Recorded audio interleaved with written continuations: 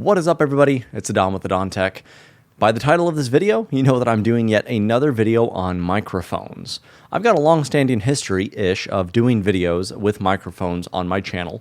I've talked about the MKE600, I've talked about the Blue Yeti, I've compared them, I've done reviews on at least the MKE600, and I gotta tell you, when I did that review, and this is okay, I didn't really know a lot about microphones at that point. I kind of thought I did. I thought I found the microphone I needed, and I thought, okay, I can add it all in, and it should be easy to go, and just pretty straightforward. But as I've learned through the years of doing this stuff, there's been a little bit more complications to it. So I've always been looking for solutions that help get me where I need to be, and part of it is going to be introducing consistently better audio quality in my videos. The only downside of this one is I do have to record into a microphone that feeds into the Wave XLR, into the computer, and then I have to add it in post with the video. I usually don't do my videos that way because I don't enjoy the additional step of having, okay, I've got an audio track and I have a video track. I have to combine them. I'm sure it will get easier as I do it, but I've really just enjoyed the one track thing. But I do believe that has affected my audio quality. Now, I'm not unfamiliar right now with a lot of the audio stuff. Over at twitch.tv/uptiltgaming, me and my wife play video games. We use these microphones. We use two SM7Bs, and we connect them to a Focusrite 2i2 through cloud lifters and all that stuff. So I'm going to do another video discussing why these worked well for us. But this video is just going to focus on my connection experience using the Wave XLR and this microphone. This is actually the first video I'm actually recording with the Wave XLR. Now, the Wave XLR is a microphone interface and digital mixing solution, according to the box and according to the materials that comes with it. What it does is it allows you to connect an XLR-based microphone, which is what this SM7B is, and connect it and turn it into a USB microphone, or just a USB audio interface for your computer.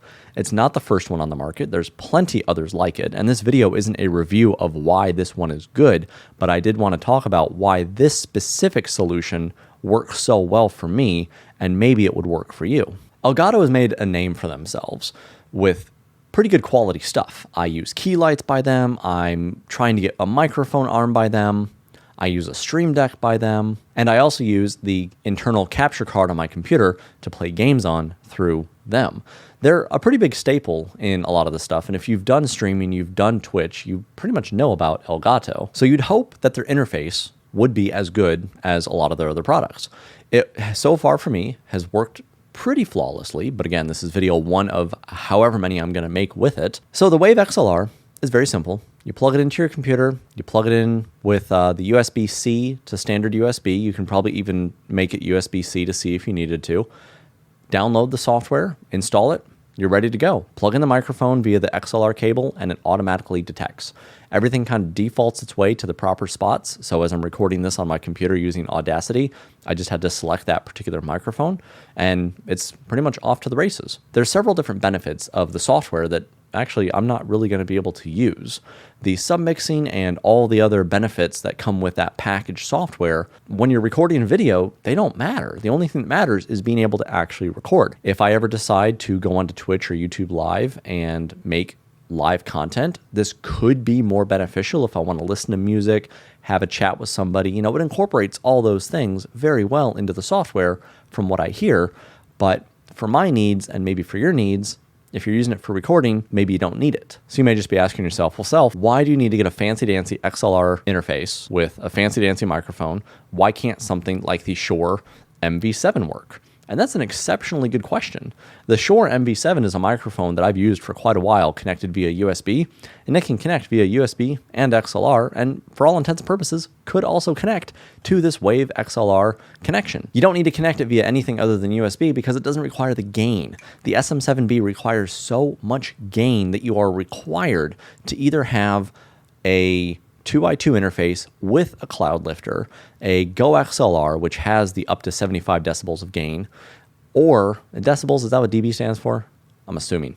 Or you get the Wave XLR, which also has up to 75 dB of gain that can power the microphone like this. So when you're using a standard USB mic like the Shure MV7, You don't need anything like that.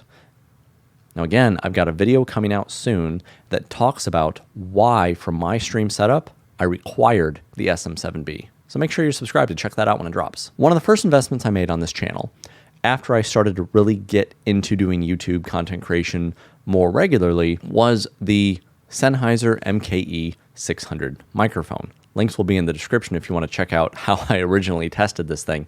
This microphone is a fantastic cardioid shotgun microphone. Wonderful, wonderful microphone for those that know how to use it. I'm still figuring out how to use this one more than this one. One of the things about the Sennheiser MKE 600 is that it requires a AA battery to power. Not really that big of a deal unless you leave the battery inside. I left the battery inside one time. It wasn't in the on position, it was in the off position. Left the battery inside and it actually started to corrode. The battery did. So I had to clean all that out, clean the contacts. Fortunately, it still works, but boy, that was annoying and scary to have to deal with that. One of the other benefits with this microphone and using the Wave XLR USB audio interface, it can provide the 48 phantom power, the 48 volt phantom power through the interface to this microphone. So I don't need to worry about a battery anymore. All of my recording now can be done a lot more modularly. So there you have it, talking about the Wave XLR for who knows how long at this point. It's really just to do a demonstration of where my audio quality is at now and where my audio quality should be in the future. It tops in at $159, and that is cheaper than a Focusrite Scarlett 2i2 or Solo, I guess, which runs maybe $120. But when you buy that, you also have to buy a $150 cloud uplifter or similar thing that costs more money. So the end all is that if you go the Focus route, you do spend more money than if you go just the Wave XLR. It's got software that incorporates into it, and overall, I think it's a really good bang for your buck for everything you're trying to do, and they're also available. That's the biggest thing right now, that when this is being filmed, there's so many shortages going on that you kind of can't really be picky. And not that this is a bad option at all, it's going to work perfectly for a lot of my videos, so expect a lot more content coming soon with either the microphone in my face with this SM7B or that cardioid MKE 600 loaded off somewhere in the distance, getting cleaner, better gain overall. Thank you again so much for watching. I've been the Don. This has been the Don Tech. Thank you for clicking like and subscribing to this channel. I'll see you in the next one. And remember, the Don's got your back.